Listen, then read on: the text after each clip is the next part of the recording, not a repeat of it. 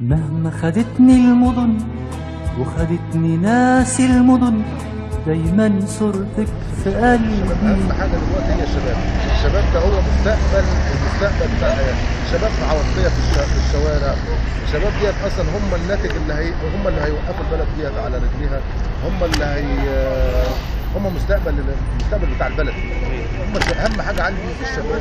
الرئيس القادم ان هو يكون عند يعني املنا فيه ان هو يبص للغلابه والناس الفئات المهمشه في الشعب، ويعمل اصلاحات ويحل مشكله البطاله والاسكان والصحه والتعليم، وكل ده احنا املنا في الرئيس القادم ان هو يعمل ده، يعني تكون مصر بجد.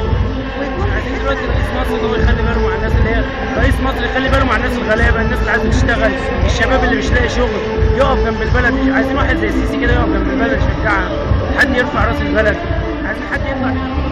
عايز من الرئيس اللي جاي السيد حمدين او السيسي، عايز منه عداله، عايز منه امن امان، نحس بالراحه بالطمانينه في بلدنا، الاقتصاد ينتعش، الناس الغلابه تلاقي شقق تتجوز ولادها. عايزين من الرئيس المصري القادم ينظر الفئات المتوسطه وفئات الشعب، ويوفر فرص عمل للشباب، ويراعي الفئات الخاصه من الشعب، وينظر بقى للمشاكل اللي بيراعيها للشعب من الحاجات البسيطه زي الصرف الصحي والميه والزراعه.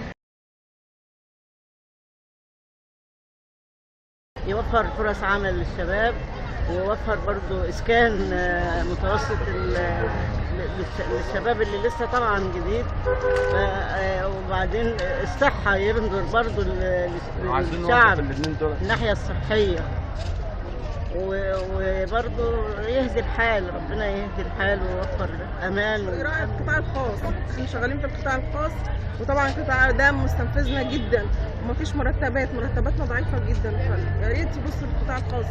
والمشكله الثانيه مشكله الامن، عايزين نوفر امن، وغير كده برضه يبص للعشوائيات، في عشوائيات كتيره في مصر محتاجه تنظيم ومحتاجه تنظيم ومحتاجه رعايه منه جامده جدا، محتاجه رصف طرق، محتاجه توفير خدمات، يوفر فرص شغل للشباب ويرجع لنا حقنا، لان كتير قوي متخرجين ومش لاقيين شغل للاسف، وده ما ينفعش.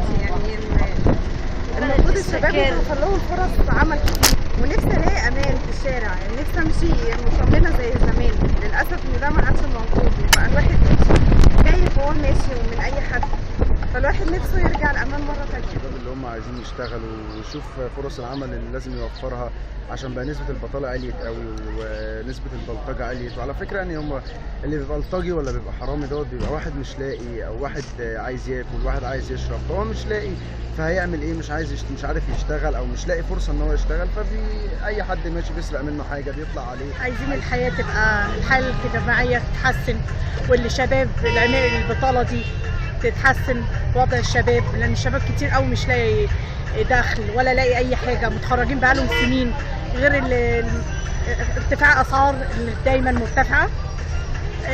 كل حاجه تصلح في البلد، المرور، المعاشات تزيد بالنسبه لمحدود الدخل، كل حاجه احنا عايزينها تتصلح في البلد، الامن يرجع تاني زي ما كان ايام زمان. دلوقتي احنا مش عارفين نمشي في البلد، ولا في تحرش كتير، في معاكسات كتير، في خطف كتير للاطفال، فكل ده عايزينه يتصلح. مهما خدتني المدن وخدتني ناس المدن، دايما صورتك في قلبي، دليلي في المدن.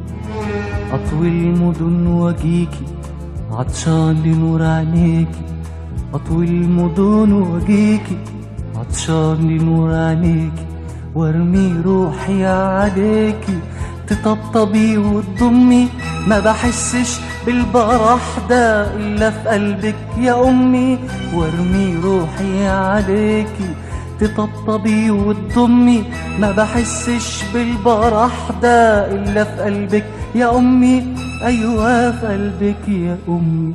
وانا مهما خدتني المدن وخدتني ناس